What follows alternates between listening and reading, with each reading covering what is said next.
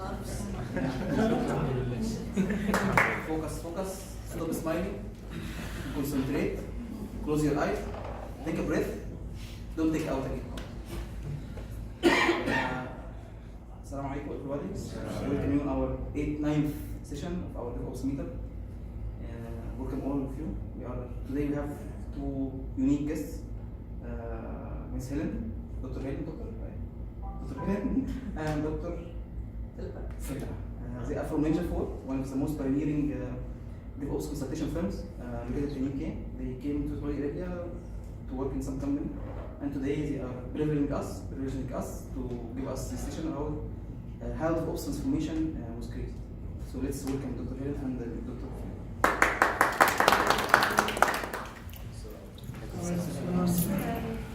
So hi everyone, it's a real pleasure to be here. It's our first time in Saudi Arabia. We arrived quite late last night. We've had quite a busy day, so we thought we'd have quite a relaxed session. So we're sat. So we want to have lots of discussion. We've prepared some slides to kind of guide the talk, but we quite like interaction. So if you want to chip in, you want to have a question, then let's just make this very collaborative and conversational. As Mohammed said, my name is Helen. I've worked in IT for about 25 years, which makes me like a little bit scared. It's been quite a long time now. I started at IBM and sort of cut my teeth on loads notes, and then did a lot of work with Web for Application Server on both the development side and the operations side, and that's, I guess, what kind of informed my move into DevOps, which happened via a firm where we specialised in application release automation and deployment around sort of 10 years ago, as around the time that the word DevOps was being born. I've been at Range 4 for about 5 years, driving our DevOps business, which is now our predominant way of making money at Range 4. And what we do is we help people evolve using DevOps principles. So we do the whole gamut, if you like, or the whole range of DevOps services. So we talk to people about culture and automation and lean and measurement and sharing, and help people learn and do assessments and run workshops. We have some underpinning philosophies, which is that we can't do it for you and we won't do it to you, but change comes from within, and it's our job to help guide people.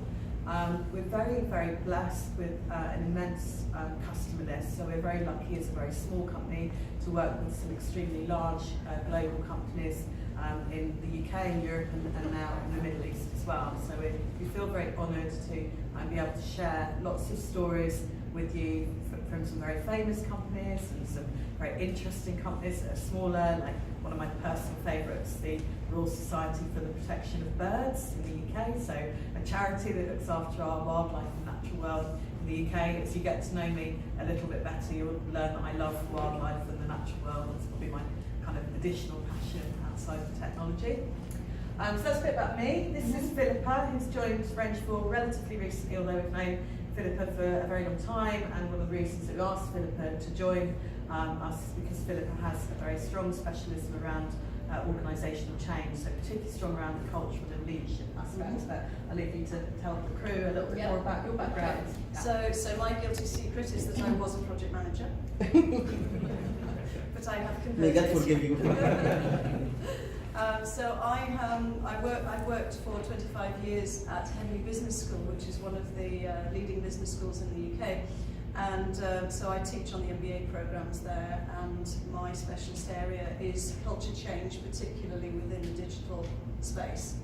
I'm also a specialist in learning, and particularly experiential learning, and I have very much enjoyed working with the Range 4 team, and very much with the business simulation games, which they use, and also the ones that I've created and I bring, because we share a common belief that you learn through doing something which feels real. It feels like your day job, but it's also a safe place to talk to your colleagues, to give each other feedback, to exchange ideas and to learn. So it's a good bridge between a traditional training course and your day job. So I bring the people bit of DevOps, and also the human journey that. Which is one of the most important I think so. aspects of DevOps. Well, this is our core belief, and very often in Range of 4 we're invited to join to visit organisations and to work with organisations. I had a phone conversation on Monday morning before I flew to Saudi Arabia, which was very typical. So we've had McKinsey do it to us. We've had some technology tools vendors try and do it to us. And it didn't work, and we think we now need to try the people, culture angle, and that's where our unique, It's our sweet spot. our sweet spot, as we say in the UK. It's what we believe is it works. It works. So we can talk technology with you. Quite happy to talk about DevOps tool chains and automation as we go on through the talk. But we've kind of built it around more cultural aspects today. As most people in the room, I'm assuming, are technologists or engineers. That bit is the easy bit in DevOps for us. It really is getting the cultural stuff bit that we find much more challenging. Yeah. So, And obviously we appreciate that you're hearing this presentation in English, which is not your first language, so thank you. It would have been a very short presentation if it had to be in Arabic. yes. Assalamu alaikum. Assalamu alaikum. So if we are speaking too fast or we use words you don't understand, just say stop, time out, and we will understand the gesture. Very respectful of your English, thank you. Thank you.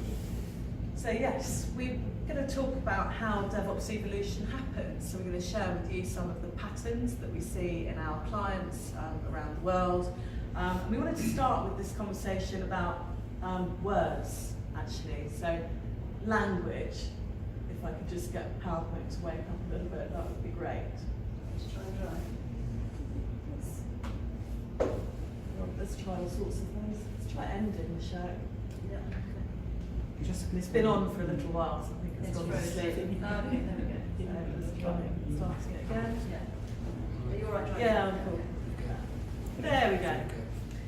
So, this word, transformation, I'm sure you all have heard it, you probably use it a lot. We bump into it all the time. People want to do a DevOps transformation, they're already probably doing an agile transformation, they've probably had lots of other transformational projects that have failed.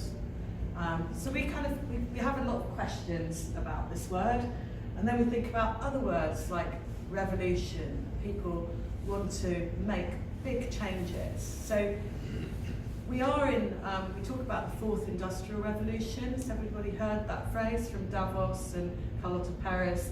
This idea that we are in the midst of a period of big change. We've got the internet, we've got digital disruption, we've got people wanting to change the way that they work from waterfall to agile. There's a lot going on.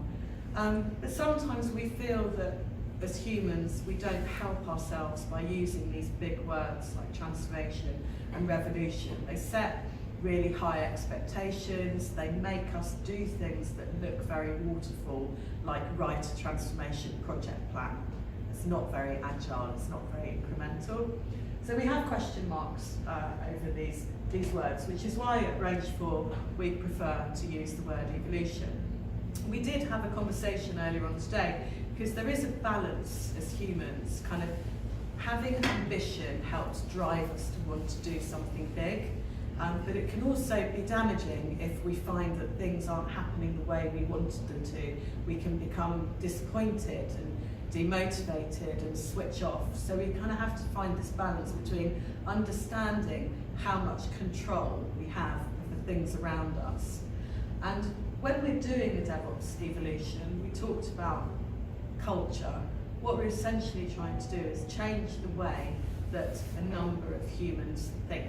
And it could be 100 people in your organisation, or it could be, in the case of Lloyds Banking Group in the UK that we work with, 18,000 people in their technology organisation. That's 18,000 people that need to learn to think and work in a different way. Please feel free to trip in. And what's also interesting is you'll often hear the phrase strategic change. I taught courses at Henley for years on strategic change, transformational change. Just because something is slow and evolutionary, it doesn't mean it isn't strategic. I think that's the secret, is to persuade senior leadership that you are on a journey towards a strategic change, and that you are going to do it in a way, as Helen says, that doesn't create unnecessarily resistance, unnecessary friction, unnecessary pain. And that's human pain and commercial pain. Because we all know how expensive large failed transformational projects are. The whole, well, we'll talk about budgeting, but there's a whole new way of looking at financing that goes with the transformation versus evolution, which is a fascinating area. Yeah. So we often say that underpinning everything we're trying to do in these new ways of working, we can call them DevOps, we can call them Agile, we can give them lots of different terms, but the underpinning principle I like to call little and often. So it's not this kind of traditional big bang approach. So I like to use this, we call it DevOps Kaizen. It's from Damon Edwards. Everyone knows who Damon Edwards is? Yeah, one of the originators of the CALMS acronym. So we call it big J versus little j, this being like the J letter. So what you've got is you've got time and productivity. So what Damon's saying is that if you try and do a big bang transformation, revolution, you'll get loads of people to do something very big, and your productivity will drop significantly before you start to reap the benefits. So the idea behind the little j's is to think of it in a more incremental, a more agile-like manner, where we're going to do lots of small changes which will have less negative impact on the people and the organisation productivity, and you'll end up in a better place sooner. It's interesting what Helen says about the emotions and the mindset, because you've probably seen the change curve, the Kubler-Ross emotions change curve, when you have people going into the trough of despair. Going into what we call the trough of despair. So you have anger. Well, first of all, you have denial. This isn't happening. La, la, la. Probably worth actually just to chip in for a second. The Kubler-Ross change curve. Kubler-Ross was a psychotherapist, and she divides the change curve as what happens to humans when we're bereaved. So when we receive a deep and traumatic emotional shock. Yes. And we've learned to now translate that to the work environment, because we experience the same emotional responses at work when we have a deep shock. Absolutely, and so if we're initiating a big J change, we are going to push people into denial, this isn't happening, then anger, frustration, depression, disconnect, and I'm sure you've seen your colleagues at any of these different stages at different times. And so the good news is it doesn't have to be like this. That's the key message. And I think the danger with the DevOps transformation is that we want to do the superhero thing, and we are going to create more damage. Yeah. So one of the many beautiful things about DevOps is that DevOps is a little bit different from many of the movements and ideas that have come before, in that it is a grassroots movement. It started by a group of individuals that wanted to have a conversation about agile system administration. It wasn't invented by a vendor, it wasn't invented by some analysts, it was a bunch of people who thought there must be a better way. So we often get asked, is DevOps a bottom-up or a top-down thing? And the answer is it's a bit of both. So it will normally start in an organisation at the grassroots level, but there will be some point in its evolution where it will need management or leadership support in order to give permission, find budgets, allow for time, all of the things that we need in order to invest to make change happen. But this is good news for all of us if we're trying to avoid transformation and move towards evolution, because another characteristic of transformation is that it's typically invented by the people at the top of an organisation. So they will come up with an idea and a plan, and then they will tell everybody else what to do. Whereas DevOps does naturally flip that on its head, and it's generally driven by the people that are doing the work, the practitioners in the organisation. So the Peter Drucker quote. The Peter Drucker quote. So culture, I'm sure you've heard it, each strategy for breakfast. So the senior leadership can have all these very carefully crafted strategies, but if the grassroots and the middle management don't buy it, it's not going to fly. So where the real power of DevOps is where you can have, and we experience some of that today, I think, you have some of the people who are the practitioners of IT suddenly realising that their senior leadership understand what DevOps is all about. Not all of them, but find the ones that understand, and they will find you as a tribe. I use the word tribe in the sense of, the DevOps community, and then together that's a very powerful combination. Of course, the missing ingredient, the missing person in that group is the middle management layer. So if you can find and convert a critical mass, a certain number of middle managers in the different areas of the business you're trying to influence, they will influence their peers. And the question that kind of comes out of that is, how do you convert people? And to convert people, you normally need a story, so you need a proof. Yes. So what we quite often see is a pattern where people have asked for forgiveness, not permission. So things happen under the radar. So my favourite story about this is one of our smaller banking customers in the UK. They're primarily a credit card bank. They also have a loans division. They are solely based in the UK, about 15 years old as a company, about 2,000 people, about 200 of whom work in the technology team. But one day, one of the team, Tristan, got so annoyed with the organisation that he took over the war room, and he pulled together a team of people, a small agile team, and they built a mobile app in the cloud. It was the first time they'd done agile, first time they'd built a mobile app, first time they'd done anything in the cloud. He did it all without asking anybody. He just went ahead. And that's shortly after that when Range 4 became involved. So our job is often to be some kind of arbiter or referee when there is conflict in an organisation. We come in as a third party to try and resolve that conflict. So we were brought in because there was this situation where Tristan had done this thing. Some people thought it was brilliant and amazing. Other people didn't understand it and thought he'd been outrageous, rebellious. So we came in to do an assessment. I'm happy to report, 2 years down the line, that bank is now probably about 40% operating in an agile manner. The big work we're doing with them at the moment is extending agility outside of the technology teams into what we call the business, which is one of our pet peeves. It's like we always refer to it with technology the business. No one else really does that outside of technology. I think it's because of our history. So IT is relatively new. So as Philippa said, some of the companies we work with in the UK are 250 years old. So they've only had technology departments for maybe 40 or 50 years. And when they started, there would be 1 or 2 people and then a handful. And then there'd been more. And that's why we ended up with silos in IT, because it was a good way to manage our costs. As a cost centre, we can say, right, that's costing that much, and that's costing that much. Which is why one of the big cultural problems is dealing with those barriers between silos.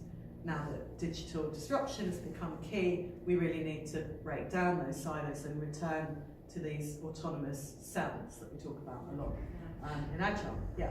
And I think, you as I'm assuming as the DevOps leaders in your organisations, I think it always comes as a bit of a shock and a surprise to people that you actually need to spend more time communicating than you do need to do anything technological. In fact, probably 70% of your work is communication, influencing, persuading, and that means spending time. Arbitrating. Yeah. It means spending time thinking about every word you use with every person you speak to. So understanding their level of understanding, understanding their attitude, so reading the body language, reading the non-verbal communication. You know, this is what we call this in the UK, pink and fluffy. Yeah, the human side, but you can read so much about somebody depending on how they are sitting in a room in a meeting, as to whether they're absorbing what you're saying, whether they buy into it, whether they look like they're going to go and talk to somebody. Now, we had a wonderful experience today, is we had a list of delegates for our event at Elm, and people kept disappearing from the room and coming back with more people. So that's body language. You know, that is physical evidence that the message is being shared. And we cannot recommend enough that you spend time, maybe talk to internally with your marketing people or people you know are good communicators by profession, and just small changes in your messaging and in the frequency of the messages and the media you choose can make the difference between resistance to change or finding your early adopters. And increasingly in this cultural conversation we talk about leadership, and there's kind of two elements, what Philippa was just talking about, so your role as DevOps leaders or change agents in your organisations. And part of that is working with the organisational leadership in your organisation. That makes sense, so your executive committee or your senior leadership team. And just put it out there, sometimes we're finding that level of people quite challenging, and part of the reason is they are leaders, they have a natural confidence in who they are and the way that they work and the experience that they've gained, which sometimes means they're quite set in their ways and not as open to learning as we would hope in the DevOps environment. So, who's read the State of DevOps reports? One of you. So, 2017 State of DevOps report started to do some statistical analysis on the role of transformational leadership in high-performing organisations, and pretty quickly found a correlation. So we know that having good leaders will influence the outcome for an organisational success. And when I say good leader, there's a billion books on leadership and a billion different typologies of leaders, but I'd like to break it down into three. So I kind of talk about a coercive leader. So a coercive leader is like, you are going to go and do that. Then we have a transactional leader that says, if you go and do that, I will pay you this.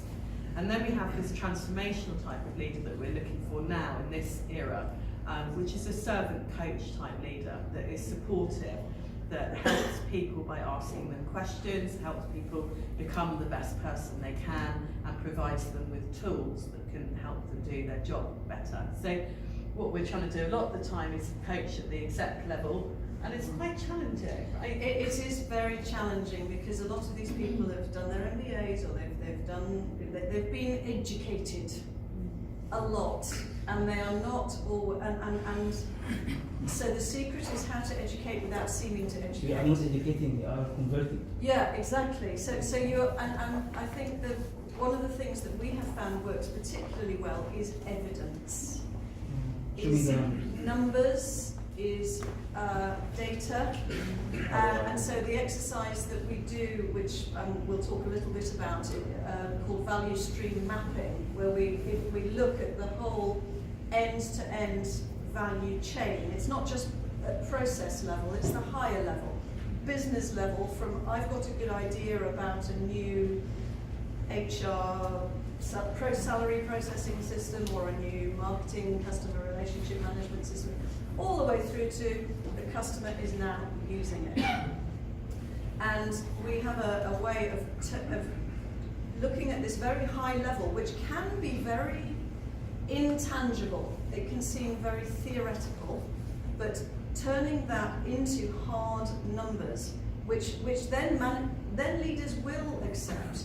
So it's interesting. I'm starting to think that it's not because they don't want to learn, because they are clever people. I think it's because we are not providing them evidence in the terms and the language that they can use. So it's not usable information.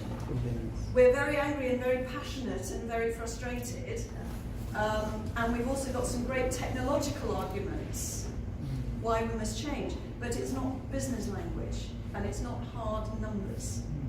And when we look at evolution and adoption curves, you normally see like a bell curve where you'll get a few people, and you're probably in this room at that front end where you're all innovators, you're all passionate about stuff, you intuitively and instinctively know what the right way to do things is.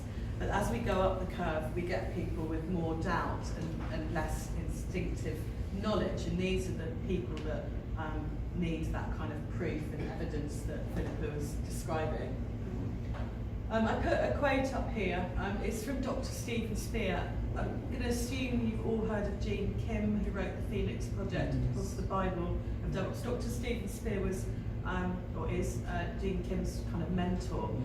And this quote is from a clip from the DevOps Enterprise Summit in San Francisco 2017, 16, I can't remember exactly which year, in which Dr. Stephen Spear is on stage with Dr. Sidney Dekker and Dr. Richard Cook, and they're talking about a lot of this leadership stuff.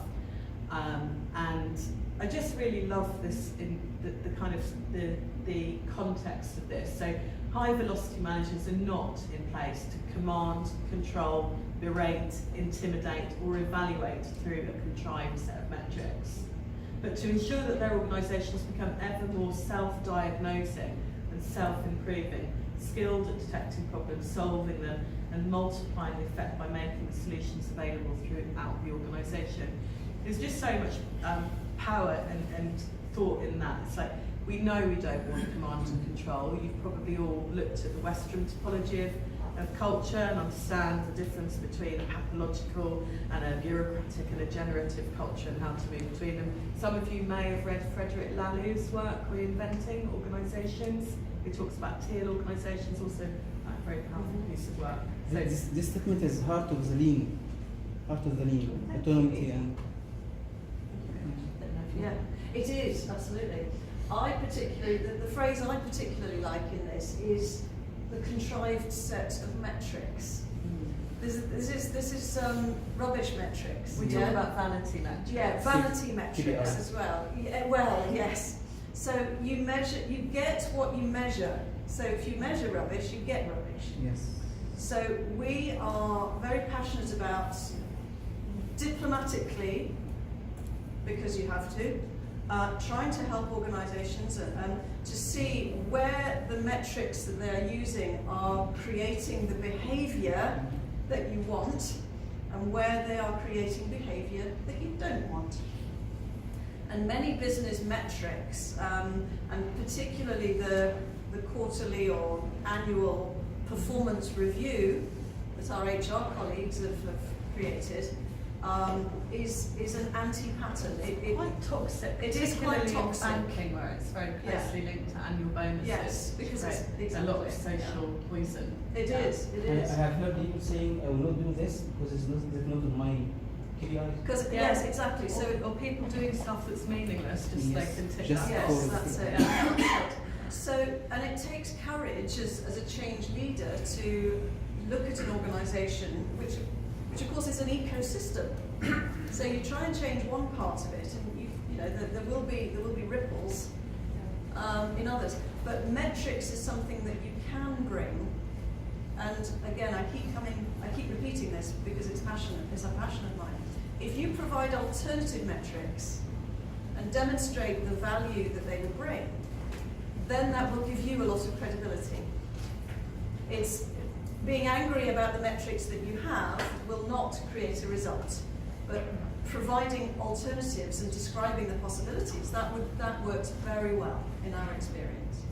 And metrics, obviously the M in CALMS is for measurement, and metrics are really essential to DevOps capability and DevOps evolution.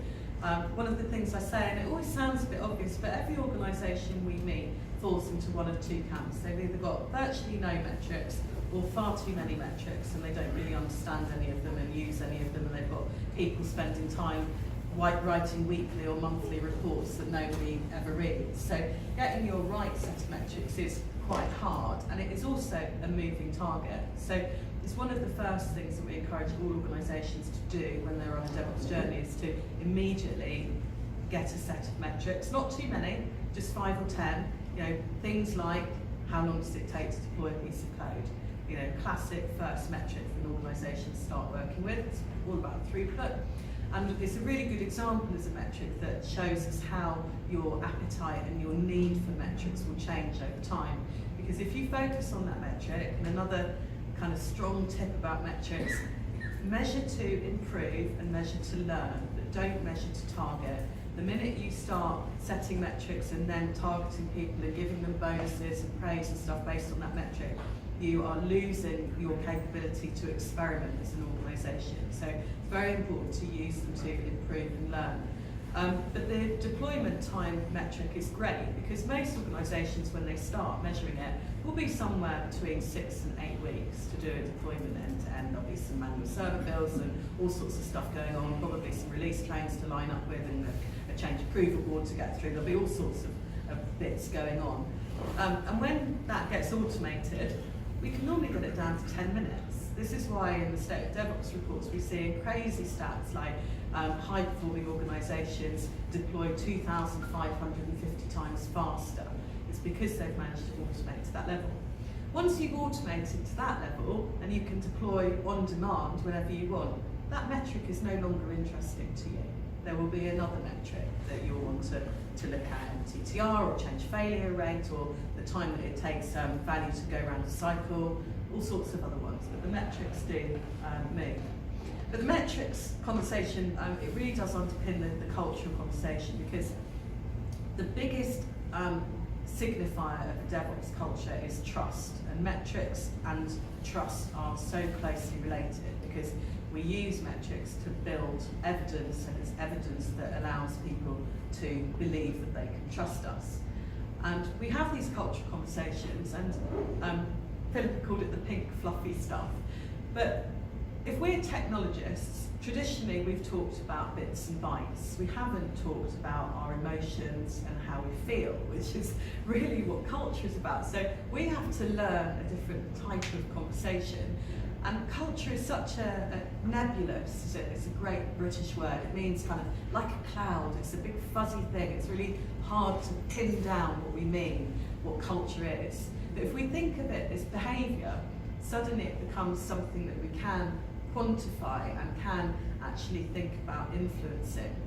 So my great example that I always trot out or always use is around test-driven development. So if we had a behaviour that we wanted to instill where we wanted people to behave, so quality was everyone's job, not just the QA team's job, what we could do is encourage the developers to understand and start to practice test-driven development so they are thinking about quality before they're even thinking about coding. So, and there are lots of different examples, but all of them require a special skill that we're talking more and more about, which is unlearning. So we've already talked about learning, but many of us have been doing this for a while, and our brains have learned patterns, almost like database schemas. So you know when you drive home and you get home and you can't remember driving home, that's because you've got a schema in your brain and you've automated that job in your brain. Humans' brains automate, yes. Yeah. They reduce the effort from 90% to 10%. Yeah. But it's hard to unlearn that, right? Yeah. It really is. Yeah, it really is. There's a little 5-minute video that we often share called The Backwards Bicycle. You can look it up on YouTube, and it's about, what's it now? I haven't got the right way, but it's about a chap who has some engineers, and they basically switch the steering around on his bicycle. So when he turns the handlebars right, it turns left. And it just shows you how fundamentally difficult it is to break those learned patterns. Yeah, but it is possible. And I think, again, it comes back to communication, and as we were saying earlier, it's choosing your language, choosing your moments, choosing your media, choosing the metaphors that you use. But it's also practice, practice, practice, practice. Yeah. I don't know if you've ever seen a photograph of, or a magnified photographs of a brain neuron and dendrites. They are, you know, the strings connecting the little knots in our brains, yeah. And they are each of the dendrites, the strings, are wrapped around, literally, our brain does this, it's been observed in action, is our brain, our body wraps like a sausage, it's not very nice, a sausage of white fatty tissue around these neurons, neural strings, yeah? And they are in little sections like sausages. And if you imagine driving down, driving through the desert and the tyres of your car make one little track, yeah? But the wind will soon blow that away. But you imagine that 20,000 cars do that same route. Soon you will have marks that never go. And that is, there's this white fatty substance is called myelin, and this process of wrapping the neurons is called myelination. So I, many years ago, myelinated Program and Project Management, Prince 2. Yeah? I know, I'm so sorry. And I have now, you cannot unmyelinate. You cannot take those neural pathways away. What you have to do is build bigger, fatter ones. Yeah? And that means practice. And what's really interesting with the video, we'll send you the reference, the link to the video, but you watch the video, it doesn't take, it takes him about 2 months to learn to ride this bicycle, this backwards bicycle comfortably. It takes him a few weeks to go back. So it's very easy to go back, and that is our problem. Yes. So we have to persevere, communicate, communicate, communicate, communicate. What's the problem with repeating stuff? You get bored. We get bored. Absolutely. Not only you. Yes. Everybody. Yes. And those close to us get bored. Yes. But we forget that the people we want to influence, who are further away from us, they've heard it once, they've heard it twice, maybe 50% because they were concentrating on something else. Exactly, they haven't absorbed it. They haven't myelinated it. So I remember doing a transformation change for a bank in the UK called the Royal Bank of Scotland. I don't know if you're familiar with it. Well, another example, then Vodafone more recently. And I did a road show, which was a presentation that we toured. We went to India, we went to Germany, we went to different locations in the UK. And I did the same presentation 42 times. And I was so bored with it by the end of the 5th time. But that message, us, we have to make our messages as heartfelt, as clear, as confident on the 42nd time as we do on the 1st, 2nd, and 3rd time. And that's hard work. It really is hard work. But you can't do anything if you don't have any support.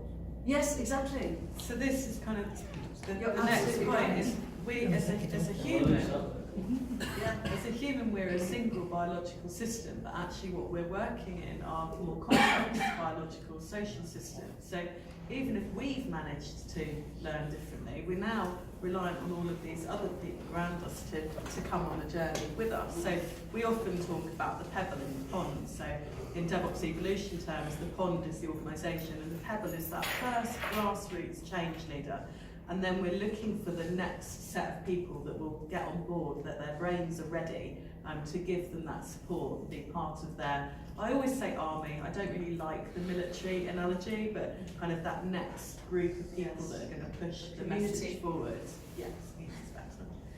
But this unlearning stuff is hard, and in the DevOps context, what we're trying to do is move away from what people have been doing for decades in many cases in terms of operating in a waterfall siloed manner into an autonomous collaborative manner. And this is, I think, why we see so many false starts with Agile, because we get a small group of people that go, we've got to go Agile, and they kind of get it, and then they try and push it forward. And then things don't go quite according to plan. They've probably written a massive transformation plan about what they're expecting to happen, and it hasn't gone quite as that plan dictated. So the cynics, and Philippa does a lot of work on stakeholder mapping and looking at working with people to identify the people and humans around them and how we can say, right, these are the ones that are going to help you.